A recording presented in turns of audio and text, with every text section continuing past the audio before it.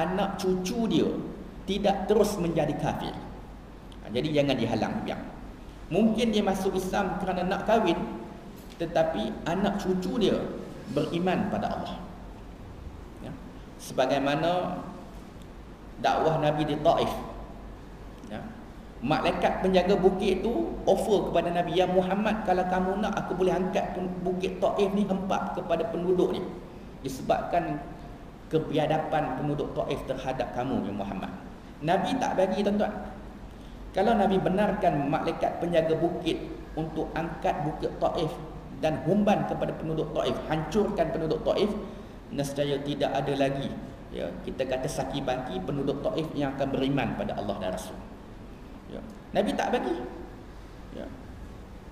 Nabi doa pada Allah, Allahumma hdi qaumin fa innahum la ya'lamun. Ya Allah, bagilah petunjuk kepada mereka, sesungguhnya mereka tidak mengetahui, ya Allah.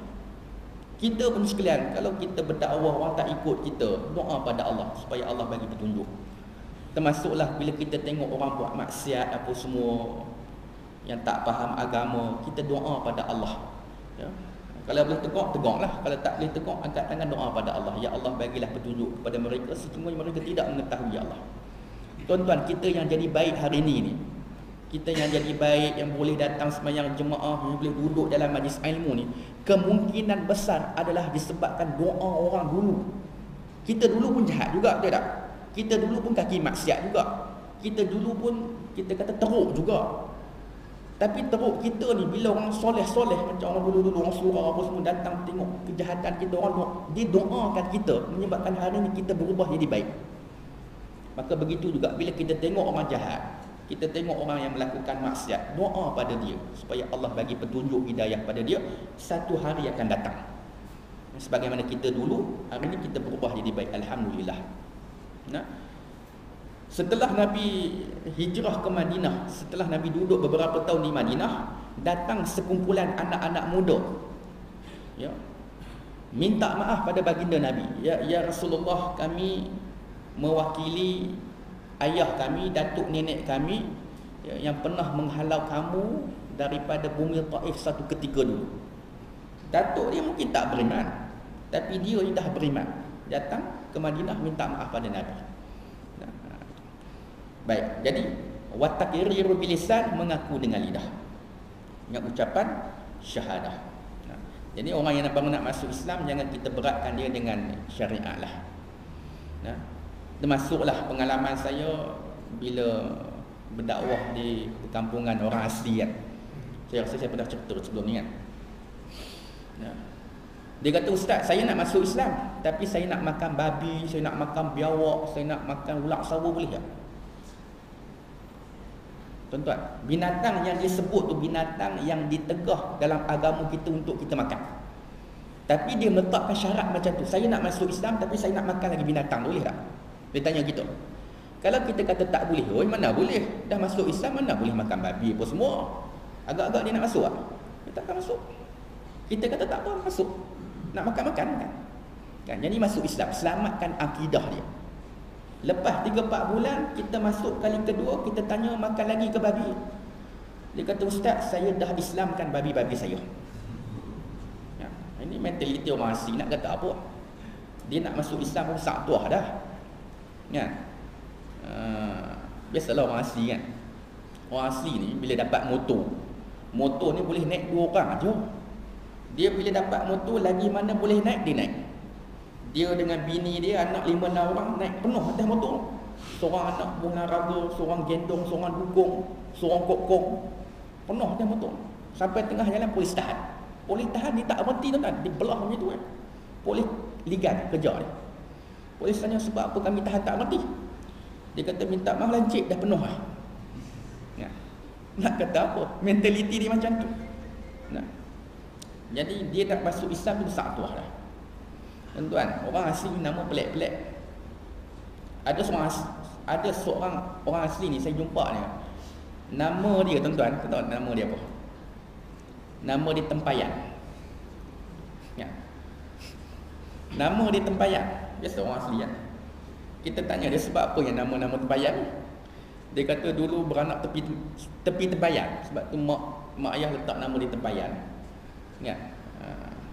Jadi kita kata nama pelik-pelik ni tukarlah nama Islamik sikit. Dah masuk Islam ni kan, jadi tukar nama yang elok sikit lah. Pilihlah, kita bagi buku panduan nama-nama Islam kan, bagi dekat dia, suruh dia pilih. Dia kata, ustaz saya tak kenal nama-nama ni, saya nak bagi nama saya sendiri boleh tak? Saya kata boleh. Nama apa nak? Dia kata saya nak bubuh nama saya yang di Pertuan Agong. Boleh tak? Tuan-tuan, dia kata dia nak bubuh nama dia yang di Pertuan Agong. Waktu kita deal cakap dengan dia, kita tak gelak depan dia lah kan? Kita serius lah kan? Kita balik gelak kat pejabat je lah kan? Kita kata, dia kata mana boleh yang di Pertuan Agong tu bukan nama, yang tu gelaran. Tak boleh Ustaz, tak boleh lah kan? Macam-macam orang wasi kan, kadang menghiburkan kita pada juga kan. Baik. Jadi wa takriru bil lisan, mengaku dengan lidah. Ada orang yang nak baru masuk Islam, kita ajar dia kalimah syahadah. Kemudian apa dia lagi yang dikatakan iman? Wal a'malu bil jawarih, beramal dengan anggota. Itu yang dikatakan iman, beramal. Kita semayang, ya, kita puasa Ramadan, kita keluarkan zakat, kita tutup aurat, itu adalah beramal dengan anggota. Tuan-tuan, berapa ramai orang yang pandai bercakap. Dia kata orang semayang tak semayang ni sama je. Allah Ta'ala bukan nak tengok semayang tu, Allah Ta'ala nak tengok hati. Kan? Dia kata orang pakai tudung dengan orang tak pakai tudung, bagi orang perempuan ni sama je. Allah Ta'ala bukan nak tengok tudung tu, Allah Ta'ala nak tengok hati. Janji hati baik tak apa lah. Pandai bercakap kan? Dia kata, ustaz, mulut saya jahat tapi hati saya baik. Tuan-tuan, orang macam ni kita nak kata apa? Kalau mulut jahat, hati pun jahat sama lah. Dia iman ni seumpama biji benih yang tertanam dalam tanah. Macam mana kita nak tahu kualiti biji benih tersebut? Kita tengok bahagian luarannya. Tengok batang dia, tengok daun dia, tengok buah dia manis ke tidak. Yang di luaran inilah menunjukkan kualiti yang di dalam. Maka begitu juga iman, walaupun tertanam dalam hati kita, tapi dicerminkan melalui akhlak peribadi seseorang. Min husnil Islam, sebaik-baik Islam adalah orang yang akhlak yang paling baik. Sebab tu baginda Nabi adalah yang terbaik, menjadi contoh, bukan kepada masyarakat, termasuklah kepada ahli keluarga dia. Bahkan Nabi sebut khairukum, sebaik-baik kamu adalah mereka yang baik terhadap ahli keluarganya. Yang baik pada keluarga. Tuan-tuan, kita baik ni, andai kata kalau isteri kita kata kita baik, kita memang baik sungguh. Nak tahu kita baik ke tidak, nak tahu seseorang tu baik ke tidak, tanya isteri dia. Kita kata, makcik, pakcik di rumah macam mana? Baik ke tidak? Nampak rajin datang surau apa semua, rajin sembahyang sunat. Kalau isteri kita kata kita baik, kita baiklah. Tapi kalau dia kata, pakcik Ham, kalau tu, saya tu tanya banyak kan? Bolehlah ataupun kan? Kalau isteri kita kata kita baik, kita memang baik sungguhlah. Sebab tu saya ceramah kuliah, saya tak bawa isteri, dia kantoi. Sebab depan orang kita boleh berlakon jadi baik, tuan-tuan. Depan orang lah baik, warak, ya, sopan santun, ya. Tapi yang tahu perangai kita sebenar ni di rumah, isteri kita. Kita ni jenis panas baran ke, jenis macam King Kong nak marah orang ke, yang tahu perangai kita di rumah, isteri kita je. Jadi kalau isteri kita kata kita baik, memang kita baik sungguhlah. Sebab tu baginda Nabi sangat baik kepada ahli keluarga. Itu akhlak. Wal a'malu bil jawarih, beramal dengan anggota. Kita sebutkan tadi, segala ibadah yang kita lakukan itu menunjukkan keimanan kita kepada Allah dan Rasul. Baik. Jadi iman ni apa dia? Iman ni kita terjemahkan sebagai percaya. Percaya, iman kan. Sebenarnya yang dikatakan iman bukan sekadar percaya, bahkan percaya yang disertai dengan keyakinan. Kalau percaya tapi tak yakin, tak dinamakan beriman. Contoh, kita percaya. Percaya apa? Kita percaya dia ni seorang pemanah yang sangat hebat. Setiap kali dia panah mesti kena tepat pada sasaran. Kita percaya dia seorang pemanah yang hebat. Nak tengok kita yakin ke tidak? Mesti nak sebut kata yang percaya dengan yakin itu benda yang berbeza. Kita percaya dia seorang pemanah hebat. Nak tengok kita yakin ke tidak? Minta dia panah ke arah kita dalam jarak 100 meter dengan meletakkan sebiji buah apple atas kepala kita. Minta dia panah dia. Tengok kita yakin ke tidak. Waktu tu tak yakin, waktu tu tak yakin. Kan? Takut tak kena buah atas, kena buah bawah. Kan? Sebab tu yang dikatakan iman bukan sekadar menuntut kepercayaan, bahkan keyakinan. Tuan-tuan, kalau kita tengok kepercayaan bagi masyarakat Cina sikitlah. Baru habis raya Cina kan. Kepercayaan bagi masyarakat Cina ni dia ada 3. Kita belajar hubungan etnik apa semua, kita jumpa kepercayaan bagi masyarakat Cina dia ada 3. Pertama, ajaran Taoism. Ajaran Tao, T-A-O, Tao. Pulanglah pada tuan-tuan nak sebut macam mana Tao ke tak tahu kan. Ajaran Taoism yang diasaskan oleh Lao Tzu. Lao Tzu ni gelaran, nama sebenarnya adalah Li Peh Yang. Digelar dia sebagai Lao Tzu bermaksud orang tua yang bijaksana. Sebab apa? Menurut kepercayaan masyarakat Cina, pengasas ajaran Taoism ini mencipta legenda berada dalam perut mak dia selama 82 tahun. Maknanya apa? Mak dia mengandungkan dia selama 82 tahun. Bila beranak keluar jadi tua. Dah 82 tahun duduk perut mak, beranak keluar dia tua terus. Sebab tu dia digelar sebagai orang tua yang bijaksana. Ini legenda kepercayaan mereka lah. Bila kata legenda, boleh jadi betul, boleh jadi tidak. Banyaknya tak lah kan. Samalah juga dalam masyarakat kita Melayu. Kita pun ada legenda juga. Selain daripada kita memiliki motosikal berjenama legenda, kita pun ada legenda juga dalam masyarakat kita Melayu kan. Apa dia? Sebagai contoh, legenda Mahsuri. Betul ke wujudnya Mahsuri? Yang orang kata cantik sungguh Mahsuri kan? Rambut ikal mayang lah apa kan. Dan darah dia tak sebagaimana kita. Kita darah warna merah, dia darah warna putih tuan-tuan. Kan? Kalau darah hijau, predator. Kan? Ni darah putih. Makna dia tu belain daripada orang tu. Kan? Itu legenda kepercayaan dalam masyarakat kita Melayu. Samalah juga dalam masyarakat kita Melayu ada legenda Hang Tuah. Betul ke wujud ke Hang Tuah? Legenda Hang Tuah.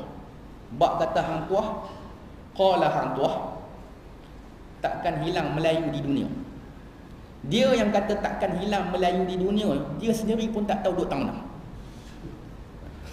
Ini legenda kepercayaan. Tak tahulah betul ke tidak. Maka begitu juga menurut kepercayaan masyarakat Cina bahawa pengasas ajaran Taoism ini mencipta legenda berada dalam perut mak dia selama 82 tahun. Yang kedua, kepercayaan bagi masyarakat Cina adalah ajaran Confucius. Ajaran Confucius. Ajaran Confucius inilah yang menjadikan dewa sebagai sembahan, yang menjadikan roh datuk nenek moyang mereka sebagai sembahan. Ajaran Confucius. Dan ajaran Confucius ini mempercayai konsep Feng Shui. Dan mereka juga percaya kepada konsep Yin dan Yang. Yin dan Yang. Dan kalau kita pergi rumah orang Cina ataupun kedai-kedai Cina, dia ada hak hitam putih tu, Yin dan Yang tu, Yin dan Yang. Yang tu bukan panda dah. Kungfu panda tak keluar lagi, bulan depan baru keluar. Yin dan Yang, hak hitam putih tu Yin dan Yang.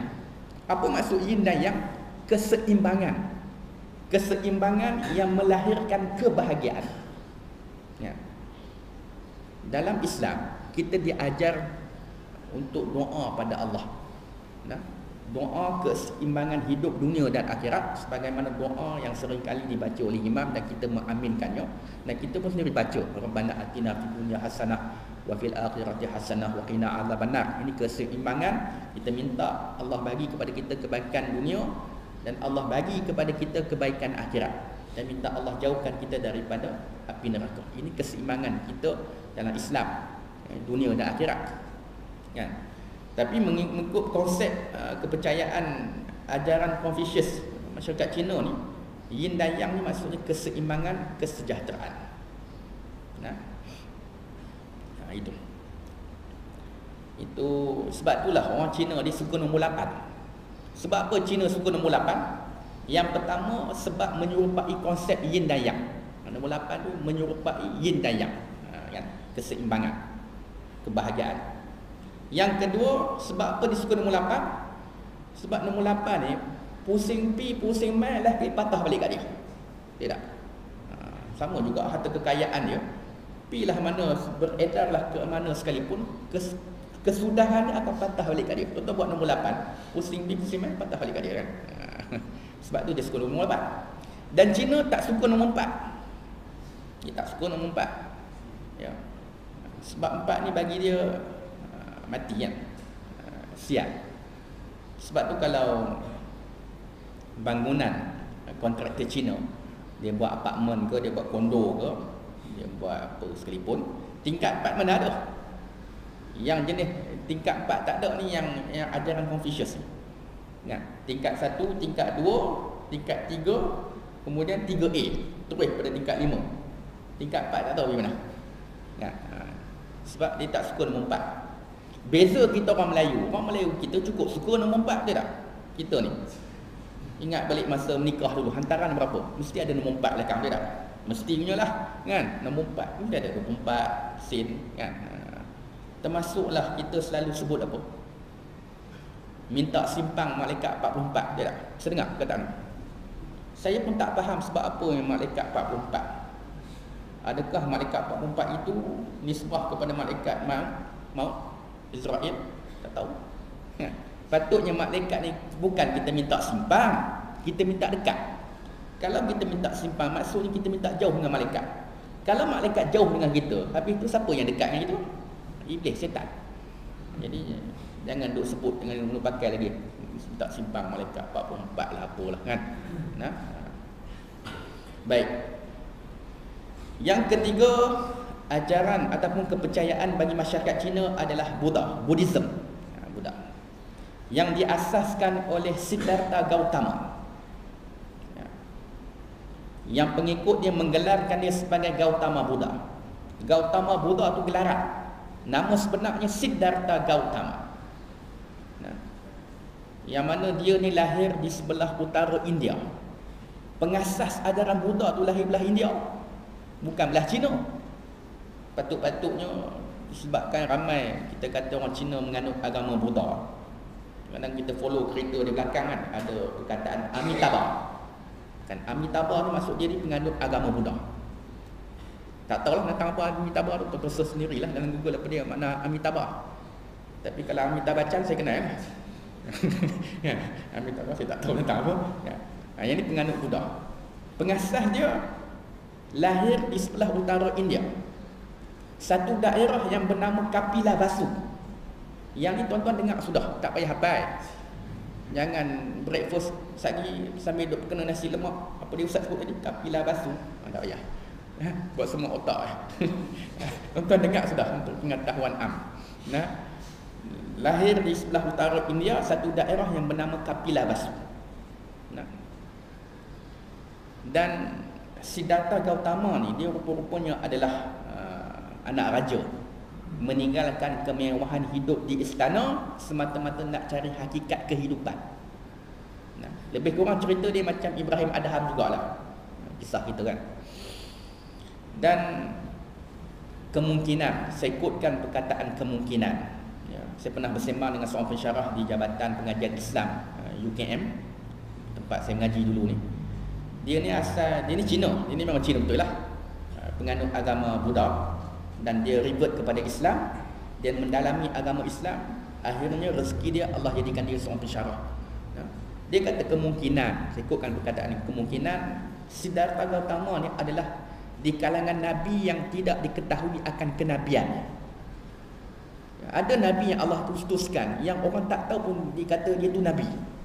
Sebab jumlah Nabi Allah utuskan begitu ramai. Ada ulama kata sampai 124,000 orang. Ada ulama kata lebih pada tu lagi. Kan?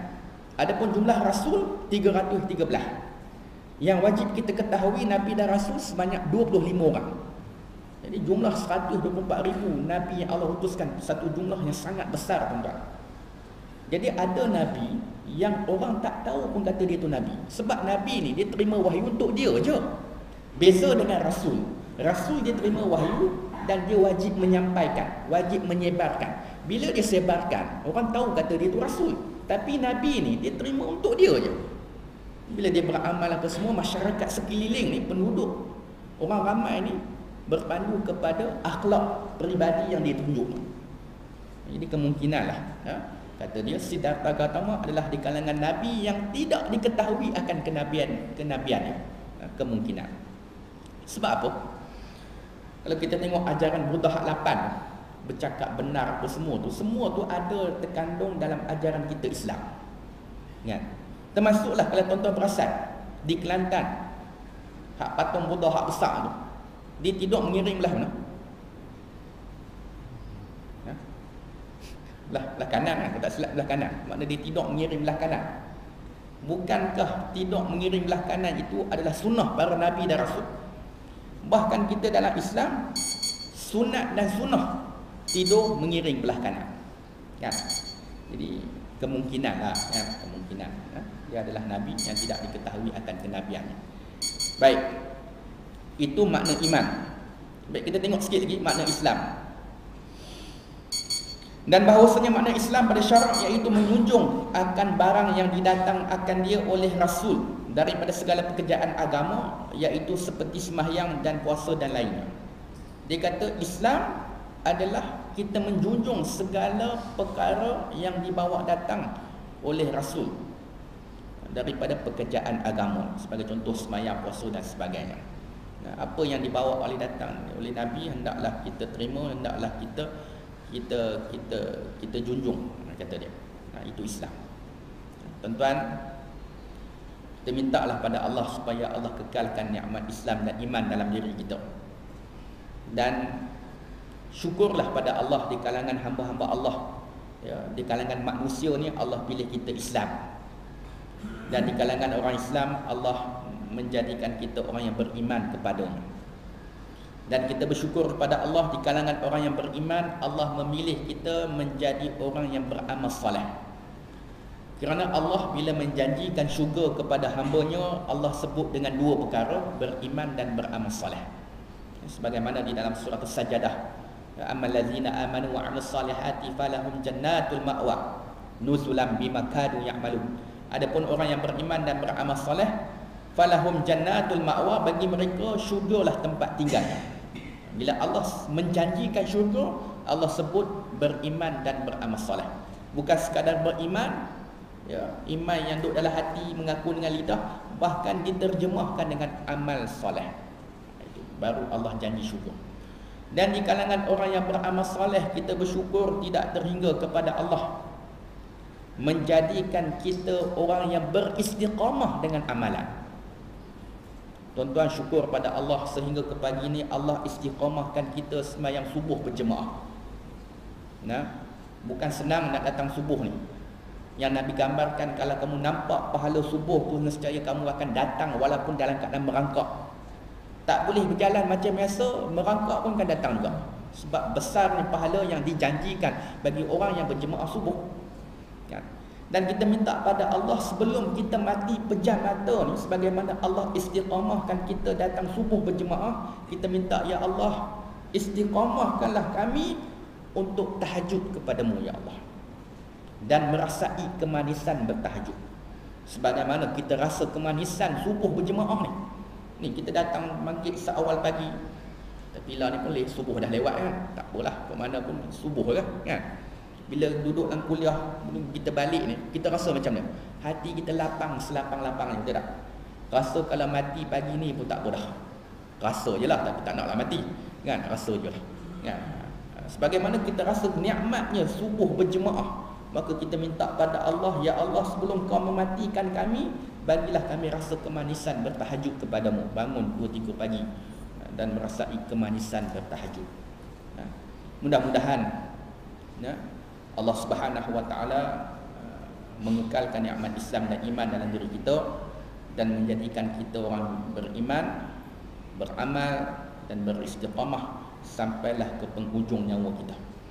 Wallahu a'lam. Cukuplah takat itu dulu. Insya-Allah pada minggu akan datang kita tengok kepada rukun iman. Kita tangguhkan tasbih kafarah surah Al-Asr. Subhanakallahumma wa bihamdika asyhadu an la ilaha illa anta astaghfiruka wa atubu ilaik. Bismillahirrahmanirrahim. Al-'asr insani al-husn. Ila alladziina aamanu wa 'amilus salihati wa tawassaw bil haqqi wa tawassaw bis sabr.